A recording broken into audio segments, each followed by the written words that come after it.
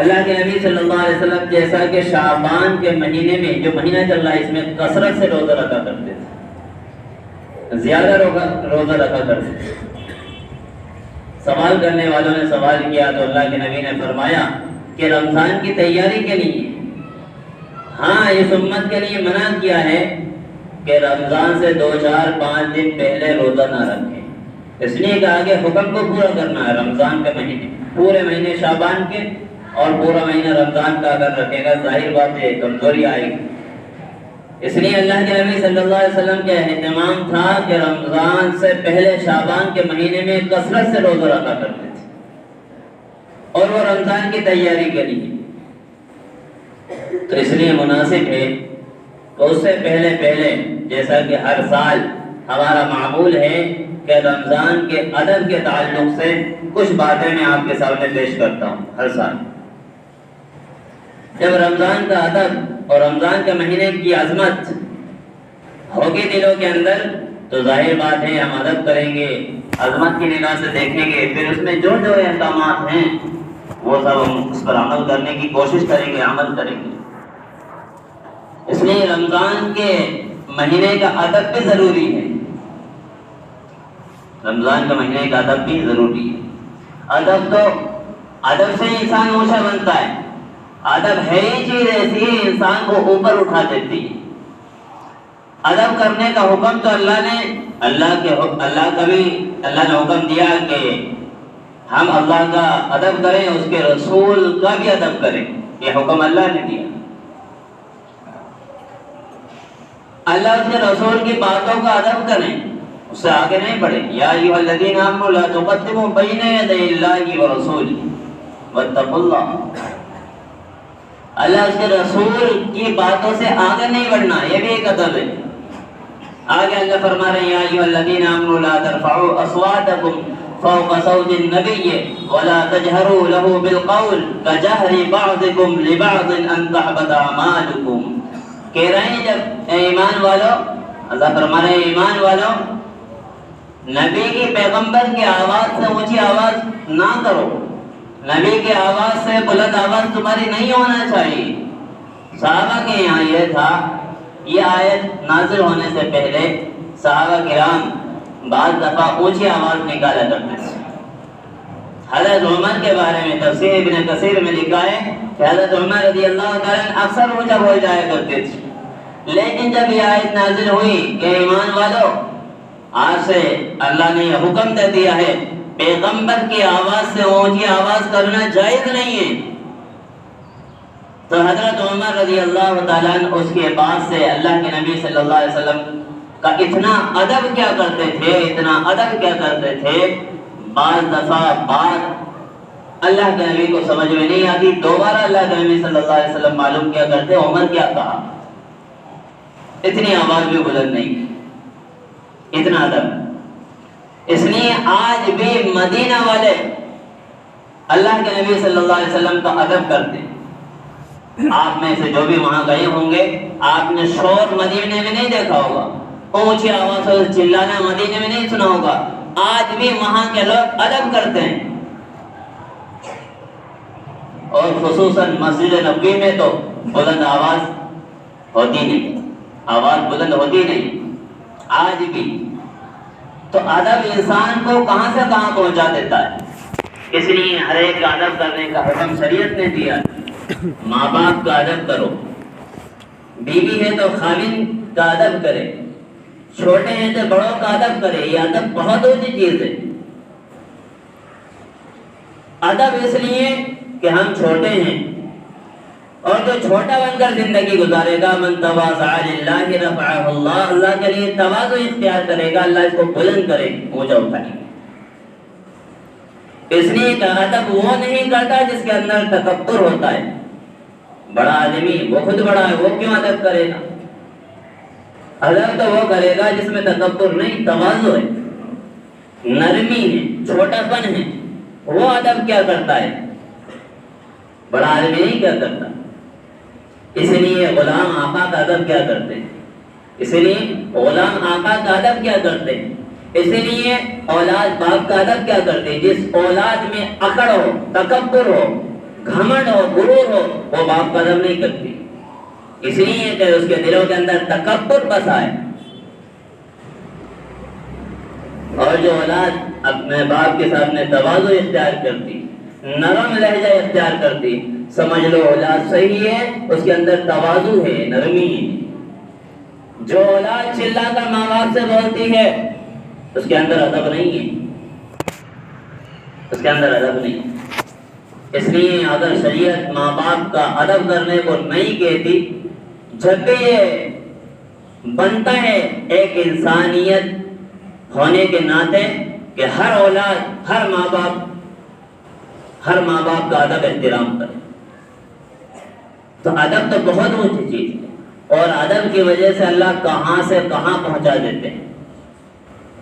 زبیدہ خاتون، آپ نے نام سنا ہوگا، ہارون رشید رحمۃ اللہ علیہ کی بیوی، بڑی صالحہ، بڑی عابدہ، بڑی متقی تھی، بہت زیادہ عبادت کرنے والی، بہت زیادہ نیک تھی، اور نہر زبیدہ کے نام سے بھی اس نے کھدائی ہے، اور بغداد سے لے کر عرب تک اس کی نہر جاتی ہے۔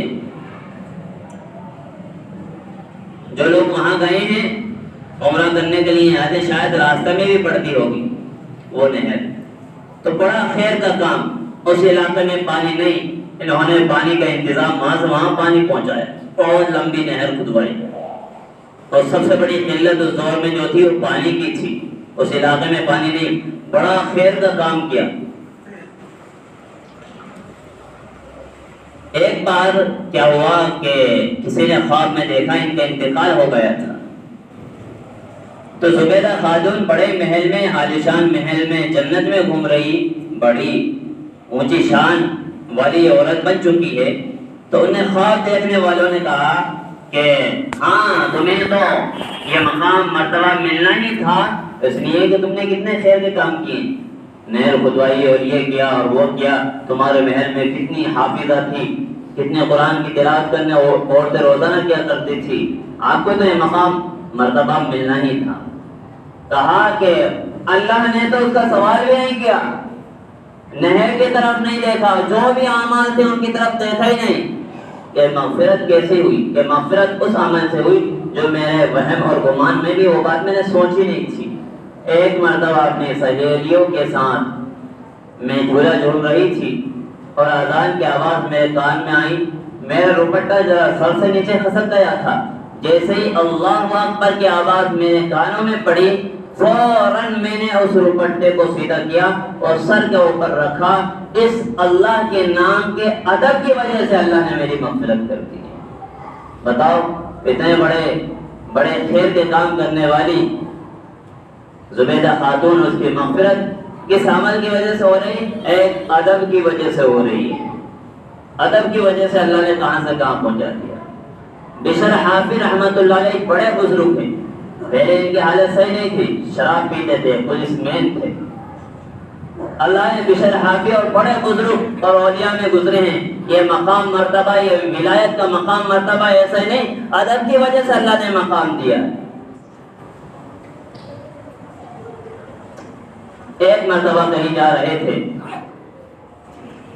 اور اللہ کا نام نیچے پڑا ہوا پرچے میں لکھا ہوا پڑا تھا، سوچا اللہ کا نام یہاں نیچے پڑا ہوا ہے، اس کو اٹھایا اور اس کو اٹھا کر سر پہ رکھا اور اونچی جگہ پر رکھ دیا۔ غیب سے آواز آئی کہ میرے پیارے بندے، تو نے میرے نام کو پیر سے اٹھا کر سر پر رکھا ہے، ہم تمہارے نام کو فرش سے اٹھا کر عرش تک لے جائیں گے۔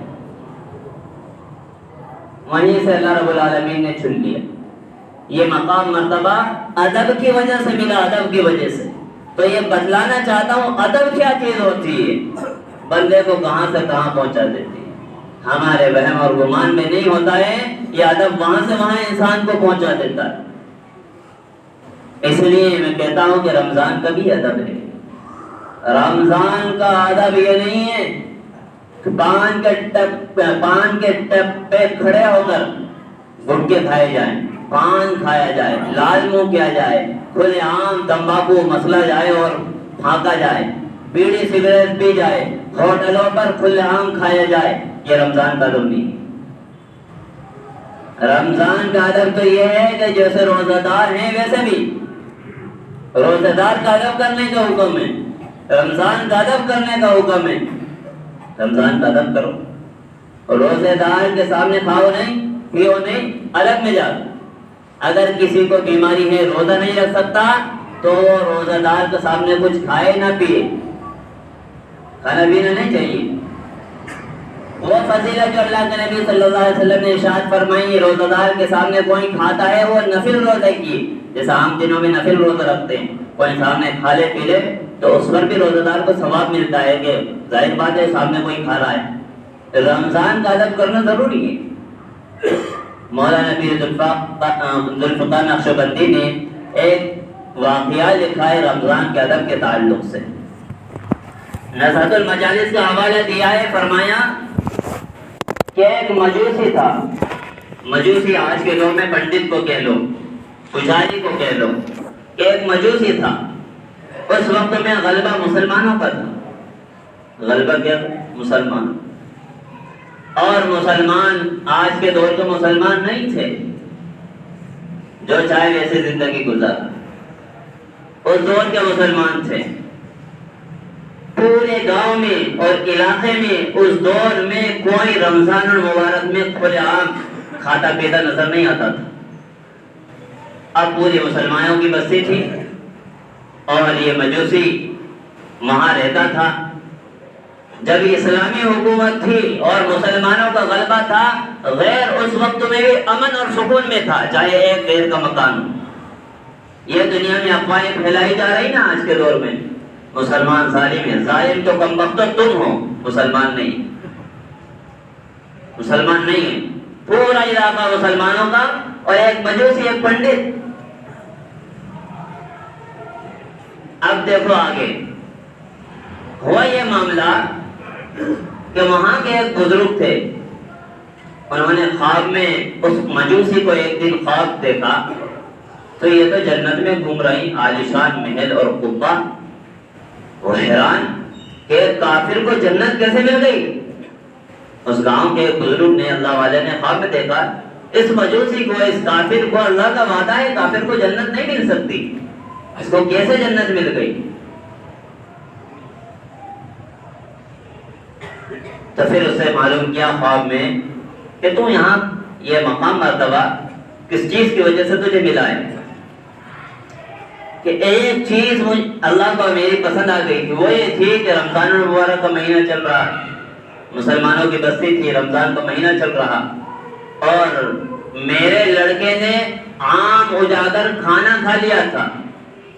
کیسے کھا لیا تھا؟ عام اجاگر کھانا کھا لیا تھا۔ میں نے اتنا ڈانٹا، بہت زیادہ ڈانٹا، بہت زیادہ اس کو ڈانٹا کہ جو شرم نہیں آتی، مسلمانوں کا رمضان کا مہینہ چل رہا ہے تو کھلے عام کھاتا ہے۔ اس سے پتہ لگتا ہے اس دور کے مسلمان ایسے تھے کہ رمضان میں کسی کی ہمت نہیں باہر کوئی کھا لے، کچھ کھا لے۔ اس لیے بعض ائمہ کے نزدیک جو رمضان المبارک میں علل اعلان کھا لے، کھلم کھلا کھا لے، اسلامی حکومت ہو تو قتل کر دو، قتل۔ یہ تو رمضان المبارک کا ادب احترام، اور کہا کہ اس ڈانٹ کی وجہ سے، میں نے جو اپنے بیٹے کو للکارا اس کی وجہ سے، آخری وقت سے پہلے اللہ نے مجھے کلمہ پڑھنے کی توفیق دے دی تھی، میں مسلمان ہو گیا تھا، پھر میری موت آئی، اس لیے مقام مرتبہ ملا۔ یہ ہے رمضان کا ادب احترام، یہ رمضان کا ادب احترام۔ رمضان میں دوسری چیز جو ہوتی ہے وہ سخاوت ہوتی ہے۔ ادب احترام پہ بہت ساری باتیں، لیکن آگے نہیں، اتنی ہی کافی۔ دوسری چیز سخاوت، یعنی خوب خرچ کرنا، یہ نبی نے سکھلایا، خوب خرچ کرنا، سخاوت۔ آج کل ہمارا خرچ کرنا اپنی ذات پر ہے، اپنی ذات پر نہیں، کم کھاؤ۔ روزہ ہی سے نہیں ہے کہ بیماریوں کو دور کیا جائے۔ یہودی کے یہاں 40 دن کا روزہ ہوتا ہے، اس وجہ سے کہ سال بھر بیماری نہیں آتی، 30 دن کا ہوتا ہے اس لیے کہ بیماری نہیں آئے۔ اور بعض انگریز روزہ رکھتے ہیں، 30 دن بھوکا رہتے ہیں، اس لیے کہ اس سے سال بھر کی بیماریاں دور ہو جاتی ہیں۔ ہمیں تو شریعت نے حکم دیا ہے سخاوت کرو، یعنی خوب دین کے کاموں میں خرچ کرو۔ کنجوس مت بنو. کیا مت بنو؟ کنجوس. میں اکثر ایک لطیفہ سنایا کرتا ہوں کنجوس. لطیفہ الگ ہوتا ہے، واقعہ الگ ہوتا ہے. لطیفے کو لطیفے کی نظر سے دیکھا جائے. آدمی کیا کرتا ہے، صحیح بات سنتا نہیں اور باہر جا کر کچھ بھی کہتا، وہ ایسا تھا فلانا تھا. آج مجھے خبر ملی تھی کہ آپ نے یوں کہا شب برات کی کوئی حقیقت ہے ہی نہیں. تو میں نے ایسا تو کبھی نہیں کہا شب برات کی کوئی حقیقت نہیں. میں نے کہا تم پٹاخے جو پھوڑتے اس کی حقیقت نہیں. ہاں شب معراج کی البتہ میں نے کہا تھا شب معراج کی کوئی حقیقت نہیں ہے اور چھپا کے رکھا. کب ہوئی کیسے ہوئی کسی کو پتہ نہیں. شب معراج کی رات. لیکن شب قدر کے بارے میں تو میں نے کبھی نہیں کہا. میں کیوں کہوں گا؟ اس کی فضیلت حدیثوں میں آیا. 17 صحابہ سے جس کے فضائل آئے ہوں 17 صحابہ نے تقریباً نقل کیا ہے. میں کیوں کہوں گا؟ اس لیے پہلے سے ہی سنا کرو. اور کان اگر کھلنے نہیں ہو تو روئی کے وہ آتے ہیں نا، اسے صاف کر کے گھر سے آیا کرو. اس کے بعد پوری بات لیا کرو پھر جایا کرو. ہاں نہیں تو آلو کو ٹماٹر مت بتایا کرو، آلو کو آلو ہی کہو. سنتے صحیح نہیں ہے پھر کچھ بھی کہتا ہوں فلانا نے ایسا کہہ دیا فلانا. پہلے پوری بات سنو، یا تو پہلے آؤ پوری بات شروع سے آخر تک سنو پھر سمجھ میں آئے گی. سمجھ میں؟ ہاں پھر سمجھ میں آئے گی. تو میں کیا کہہ رہا تھا کہ رمضان المبارک میں جو ہے وہ سخاوت کیا کرو، خوب خرچ کیا کرو. ایک کنجوس آدمی تھا، بہت بڑا کنجوس تھا وہ. آج کے دور میں الحمدللہ ایسے کنجوس نہیں ہے. نہیں تو آپ سمجھو آج کے دور میں ایسا کنجوس نہیں ہے اتنے بڑے بھی. ایک دن اس کے یہاں مہمان آ گئے، بڑے پیسے بچا کر رکھے. ایک دن مہمان آ گئے، اپنے بیٹے سے کہا بیٹا لو پیسے لو اور بہترین گوشت لے کر آ جاؤ. کیا لے کر آ جاؤ؟ گوشت بہترین لے کر آنا. اب وہ پیسے لے کر گوشت والے کے پاس، قصائی کے پاس گیا کہ بہترین گوشت چاہیے. ظاہر بات ہے پیسے اتنے تھے نہیں کہ بہترین گوشت ملے. اس نے کہا بھائی اس سے بہترین گوشت نہیں آئے گا، ایک کام کرو بہترین بیگن لے جاؤ. اب وہ بیگن والوں کے پاس گیا تو بہترین بیگن دے دیجیے. ظاہر بات ہے اتنے بھی پیسے نہیں تھے کہ بہترین بیگن آ جائے. تو اس نے کہا بیگن والوں نے بہترین پنیر آ سکتا ہے، اس کے پاس چلے جاؤ. تو کہا بہترین پنیر چاہیے. تو پنیر والوں نے کہا اس میں پنیر تو نہیں آئیں گے، بہترین پانی بھر کے لے جاؤ. کیا لے جاؤ؟ اس نے اٹھائی پنی اور پانی بھر کر گھر لے گیا. باپ کھڑا تھا، بیٹا کیا لایا؟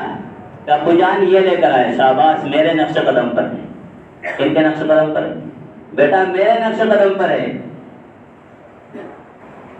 کہ کہاں گیا تھا؟ گوشت والوں نے یوں کہا بیگن والوں کے پاس جاؤ. بیگن والوں نے کہا پنیر والوں کے پاس جاؤ. پنیر والوں نے کہا پانی بھر کے لے جاؤ. تو پانی بھر کے میں دیا ہے. پیسے تھے ہی نہیں اتنے.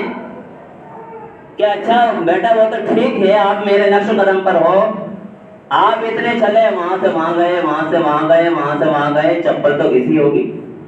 کیا گھسی ہوگی؟ چپل تو گھسی ہوگی. تو بیٹے نے کہا ابا جان چپل بھی مہمان ہی کے پہن کر گیا. کس کی پہن کر گیا؟ مہمان ہی کی چپل پہن کر گیا. تو الحمدللہ ایسے کنجوس آدمی آج کے دور میں نہیں ہے، ٹینشن مت کرو آپ. لیکن اتنا بھی کنجوس نہیں بننا ہے کہ نہ اپنے کام آئے نہ اپنے اولاد کے کام آئے. ہمارے مال سے نہ دین کو نہ پاؤ، نہ مسجد کو نہ پاؤ، نہ کسی اور کو. یتیم غریب زکوٰۃ کے تعلق سے انشاءاللہ آئندہ جمعے کو بات آ جائے گی. اس لیے زکوٰۃ میں کنجوسی نہ کیا کرے، زکوٰۃ پوری نکالے کرے. رمضان میں زکوٰۃ نکالتے ہیں نا، اس لیے جو جتنی سخاوت کرے گا مال اتنا ہی زیادہ بڑھے گا. اللہ رب العالمین ہم سب کو عمل کی توفیق نصیب فرمائے.